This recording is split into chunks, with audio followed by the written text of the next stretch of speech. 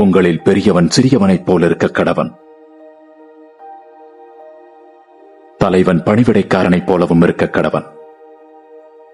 பந்தியில் இருக்கிறவனோ பணிவிடை செய்கிறவனோ எவன் பெரியவன்? பந்தியில் இருக்கிறவன் அல்லவா? அப்படியிருந்தும் நான் உங்கள் நடுவிலே பணிவிடைக்காரனைப் போல இருக்கிறேன்.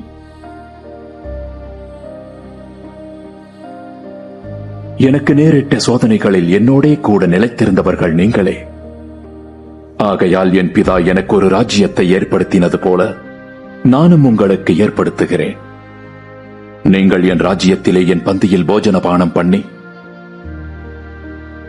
இஸ்ரவேலின் 12 கோத்திரங்களையும் நியாயம் தீர்ப்பீர்கள்.